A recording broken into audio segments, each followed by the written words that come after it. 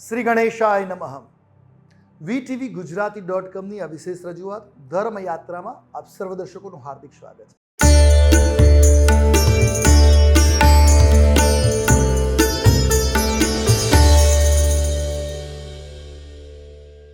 આજે આપણે વાત કરીએ વૃક્ષો વિશે.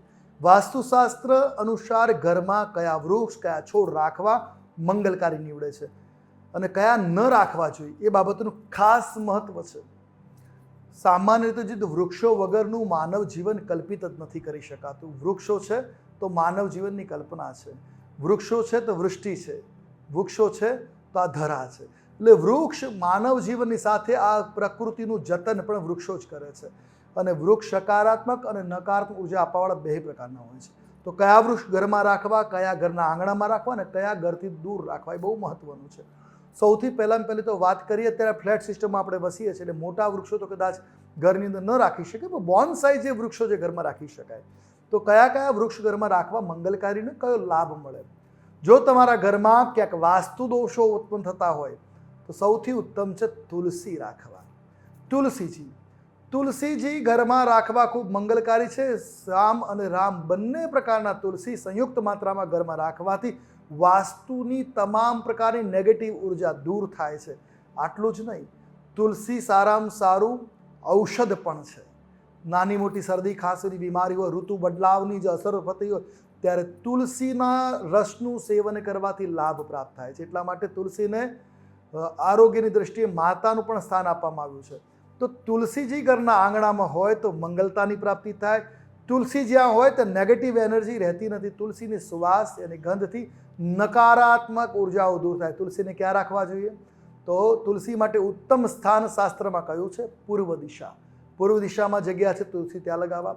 અથવા આગ્નેય કોણમાં, ઉત્તર કોણમાં તુલસી લગાવી શકો. ઘરના મુખ્ય પ્રવેશ દ્વારની આગળ જ્યાં જૂતા નથી નીકાળતા એવી જગ્યાએ પણ તમે તુલસીજીને સ્થાપિત કરી શકો. તુલસીજી ઘણા લોકોને ફરિયાદ હોય છે કે તુલસી થતા જ નથી. તેના માટે તુલસી નાના કુલહડમાં રાખવાથી તુલસીનો છોડ નહીં ઉછળે. એના માટે મોટું કુંડું લેવું, જેમાં 4-5 છોડ તુલસીના સાથે રોપવા, જેનાથી તુલસી વિકાસ જલ્દીથી પામશે. આ રીતે તુલસીનો છોડ રાખવાથી ઘરમાં સુખાકારી આરોગ્યના લાભની પ્રાપ્તિ થાય છે, વાસ્તુના દોષો સમન થાય. બીજા નંબરમાં ઘરમાં લગાવવા માટે સુંદર જે છોડ છે એ ચમેલીના ફૂલનો છે. ચમેલીનો છોડ લગાવવાથી તમારો શુક્ર મજબૂત બને, અને જ્યાં શુક્ર મજબૂત બને તો વૈભવની પ્રાપ્તિ થાય, સુખાકારીની પ્રાપ્તિ થાય, ઘરમાં એકબીજાની સાથેનું વાતાવરણ સુખમય વ્યતીત થાય. તો ચમેલીનો છોડ ઘરમાં અવશ્ય લગાવી શકો. કોઈ પણ દિશામાં, ખાસ કરીને પૂર્વ અગ્નિ અથવા ઉત્તર દિશામાં આ છોડ લગાવો મંગલકારી માનવામાં આવ્યો છે. આને લગાવવાથી સુખ સમૃદ્ધિની પ્રાપ્તિ થાય છે. નારિયેળનો છોડ ઘરમાં ઉત્પન્ન કરી શકાય, ઉગાડી શકાય. એક કુંડામાં તમે લગાવી શકો, મોટો થાય તો પછી તમે બહાર કોઈ જગ્યાએ આંગણમાં, મેદાનમાં વાવી શકો છો. એક માટીના કે તાંબાના મોટા કળશમાં શ્રીફળને મૂકી રાખી એને કપડું વીંટી રાખો, જેમાં જળ હોય, સજીવ હોય એવું શ્રીફળ એની પર રાખવાથી જોશો કે એકાદ માસની અંદર એમાંથી અંકુરણ નીકળશે. જેમ જેમ એ અંકુરિત વૃક્ષ મોટું થશે નારિયેળમાં, તેમ તેમ તમારી પ્રગતિ થતી છે. અને કદાચ તમે કોઈ હોટલ કે મોટી કંપનીમાં ગયા હોય ત્યાં જોયું હશે કે આવી રીતે કળશ ઉપર ઉગેલું શ્રીફળ નારિયેળ રાખવામાં આવે છે, જેમાંથી વૃક્ષ બહાર નીકળતું હોય. આ પ્રગતિનું સૂચક છે. જ્યાં નારિયેળી ઉત્પન્ન થાય છે તે જગ્યાએ સુખ, સમૃદ્ધિ, જ્ઞાન અને વૈભવ બંનેની પ્રાપ્તિ થાય છે. બાળકો જ્યાં અભ્યાસમાં નબળા હોય તે જગ્યાએ જો આવી રીતે કળશમાં નારિયેળ ઉત્પન્ન કરવામાં આવે તે જગ્યાએ બાળકો વિદવત્તા તરફ આગળ વધે છે, જ્ઞાન સંપાદન કરવામાં પ્રખર બને છે. જો આંગણું છે મોટું તો આંગણામાં નારિયેળી ઘરથી 20 ફૂટની દૂરી પર વાવી શકો છો. ત્યારબાદ વાત કરીએ કેળ. કેળ ઘરના આંગણામાં 20 ફૂટની દૂરીમાં ઈશાન કોણમાં વાવી શકાય. કેળ 20 ફૂટની દૂરી પર વાવેલી હોય તો ઘર માટે શુભ અને મંગલપ્રદ છે. એકદમ નજીક વાવેલી હોય તો નકારાત્મક ઉર્જાને આપે છે. એટલે કેળ 20 ફૂટની દૂરી પર ઘરના ઈશાન કોણમાં તમે વાવી શકો. અથવા કોઈ બગીચામાં વાવી એનું જતન કરવાથી, દેવ મંદિરમાં વાવી જતન કરવાથી જીવનમાં આધ્યાત્મિક લાભ મળે છે અને આધ્યાત્મિક શાંતિનો અનુભવ કરાવે છે. જે લોકોના જીવનમાં પ્રગતિ મળતી નથી એ લોકોના જીવનમાં કેળનો છોડ વાવી એનું જતન કરવાથી પ્રગતિ પ્રાપ્ત થાય છે. એટલે દેવ મંદિરમાં તમે જ્યાં ઉદ્યાન હોય, બગીચો હોય ત્યાં આ કેળનો છોડ વાવી એનું જતન કરો. તમારો અધિકાર એનો જતન કરવામાં છે ને ફળમાં અધિકાર રહેતો નથી જો મંદિરમાં વાવો છો તો. આ ઉપરાંત ઘરના આંગણામાં ફળવાળા તમામ વૃક્ષો વાવી શકાય, પણ એ ઘરથી કમસે કમ 15 થી 20 ફૂટની દૂરી ઉપર. તમારો આંગણો બંગલો છે મોટું તો ત્યાં વાવો, આંબો ચીકુ બધા વૃક્ષો વાવી શકાય 15-20 ફૂટની દૂરી ઉપર, જેથી કે એના દ્વારા ઘરની અંદર સકારાત્મક ઉર્જાની પ્રાપ્તિ થાય. લીમડો વાવી શકાય, ઘરની વાયવ્ય દિશામાં લીમડો વાવો શુભ માનવામાં આવે. આ ઉપરાંત સૌથી ઉત્તમ છે આસોપાલવનો છોડ. આસોપાલવનું વૃક્ષ તમે ફ્લેટમાં રહેતા હોય તો કુંડામાં પણ બોન્સાઈઝ નાના સ્વરૂપનું વાવી શકો છો, જેનાથી પણ લાભની પ્રાપ્તિ થાય છે. શેના લાભની પ્રાપ્તિ થાય તો આ સ્ત્રીઓનું સન્માન કરવાવાળો છે, નામ છે એનું અશોક. જીવનમાં ચાલતા તણાવને દૂર કરવામાં અશોક એટલે આસોપાલવ મહત્વપૂર્ણ સાબિત થાય છે.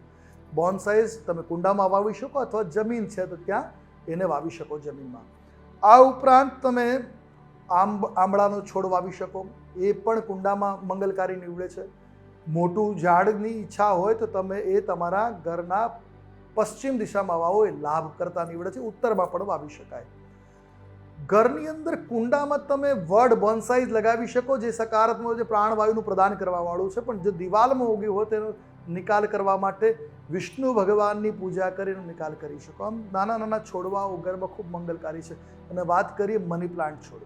મની પ્લાન્ટ છોડ ઘરમાં જે ઇન્ડોર પ્લાન્ટ કહેવાય છે, ઘરમાં લગાવી શકાય. એ પાણીમાં પણ થાય અને માટીમાં પણ થાય, પણ જો એને લગાવવાની જગ્યા છે વિદ્યુત ઉપકરણોની નજીકમાં એને લગાવો છો તો વિદ્યુત ઉપકરણોમાંથી નીકળતા ક્ષ-કિરણોને એ ગ્રહણ કરી જાય છે, નકારાત્મક કિરણોને ભક્ષણ કરે અને ઘરનું વાતાવરણ કહેવાય સુખાકારીવાળું બનાવે છે. માટે કરીને મની પ્લાન્ટ ઘર માટે શુભ માન્યો છે. એને ઘરની કોઈ પણ દિશામાં લગાવી શકાય છે. તો નાના નાના આવા છોડ રોપાઓ લગાવવાથી ઘરનું વાતાવરણ સુખદ બનાવી શકાય છે. આ ઉપરાંત ઘરની અંદર લગાવવાળા બીજા જે પ્લાન્ટ્સ છે એમાં એક મહત્ત્વની વસ્તુ કયા ન લગાવવા. જો કાંટાવાળું કોઈ પણ છોડ તમે ઘરમાં લગાવો છો, ઘરનું વાતાવરણ દુઃખદ થાય છે. એમાં દૂધવાળા હોય એ બિલકુલ ન લગાવવા જોઈએ, કારણ કે દૂધવાળા છોડ ઘરમાં લગાવવાથી વાસ્તુશાસ્ત્રની દ્રષ્ટિએ એ નેગેટિવ એનર્જી આપે છે, નકારાત્મક ઉર્જા આપે છે.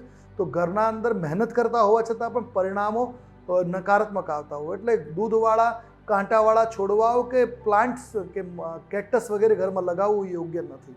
ઘરથી 10 ફૂટની દૂરી પર તમે લગાવી શકો. ઘરનું જે પ્રિમાઇસીસ છે, બિલ્ડિંગનું બંધારણ છે, એમાં લગાવવા અશુભ માનવામાં આવે છે. તો આ બાબતે ખાસ ધ્યાન રાખવું કે નાની નાની વસ્તુ મંગલકારી છે અને વૃક્ષો હોવા ખૂબ શુભ છે. એમાં પણ જ્યારે તમે સૌથી મહત્ત્વનું જે વૃક્ષ કયું છે એ છે બિલ્વપત્ર. બિલ્વનું વૃક્ષ એટલે બિલ્વનું વૃક્ષ ઘરની નજીકમાં લગાવ્યું હોય તો ખૂબ શુભ અને મંગલકારી માનવામાં આવે છે. તમામ પ્રકારની કાંટાવાળું છે છતાં પણ તમામ પ્રકારની નકારાત્મક ઉર્જાને દૂર કરે છે અને સકારાત્મક ઉર્જાને પ્રદાન કરે છે. એવું જ કાંટાવાળું શુભ વૃક્ષ કયું છે? ગુલાબનું પુષ્પ. ગુલાબનો છોડ લગાવી શકાય છે. એનો વાસ્તુમાં કોઈ દોષ લાગતો નથી. તો આ 2 કાંટાવાળા છોડને નાબૂદ કરીએ તો બીજા કોઈ લગાવી શકાતા નથી. આ બાબતે ખાસ ધ્યાન રાખો. અન્યથા મહેનત કરો છો અને છતાંય કહો છો કે વાસ્તુના દોષો કેમ દૂર થતા નથી.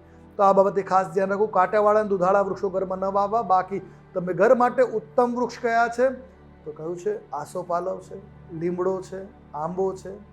આ ઉપરાંત તમે ઘરના પ્રાંગણની અંદર આ છોડ વૃક્ષોની સાથે કુંડામાં ચમેલી, મોગરોના પુષ્પ, રાતરાણી લગાવી શકો. અને સૌથી મહત્વ છે તુલસીજી.